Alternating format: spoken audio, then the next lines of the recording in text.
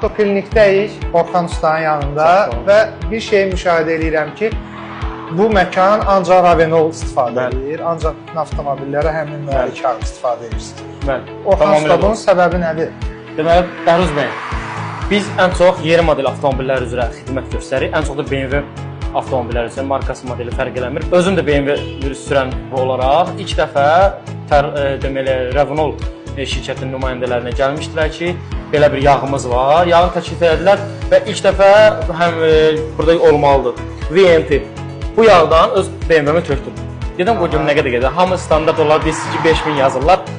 10.000 sürdüm öz avtomobilimdə, 5 litr gedirdi, 5 litrdə çıxdı. Heç bir yeniti olmadı.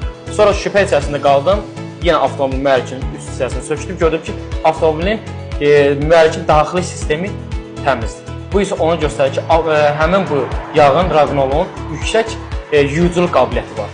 Və yeni nəsil mühərriklər, əsasən də BMW-lər üzrə, BMW avtomobil sahibləri təbii ki, bunları qovur, siz özünüz daha yaxşı bilirsiniz. Və yağın tərkibi elə olmalıdır, həm güclü yuyuculuk qabiliyyəti olmalıdır, həm də ki, performans avtomobillərində aşımı baş verməməsi üçün mühərrikin yağı mütləqdir. Yağ və yağ filtri. İndi burada məsələ yağdan gedirsə, mən öz avtomobilimdə test elədim, 10.000-dən sonra 1 qram azalma vermədi. Və yəqin ki, siz də bilirsiniz ki, biz sosial şəbəkələrdə, yəni biz bütün BMW-lərə baxırıq və məşhurum. Bütün nə qədər ki, BMW avtomobil sahibləri var, müştərilərimiz var, hər birisinə Ravenol tökürük. Yəni hər birisi də bizim sözümüzdə. Şikayət yoxdur. Heç bir şikayət yoxdur. Razısınız. Tam razıyam, ancaq da Ravenol, yəni bütün servisimizin bütün polkalarında, bütün rəflərində hamısında Ravenol. Təşəkkür edirəm. Çox sağ olun, minnətdaram. Şad olun. Orxan Ustanın fikirlərini aldıq və siz Ravenol məhsullarını istifadə edirsinizmi?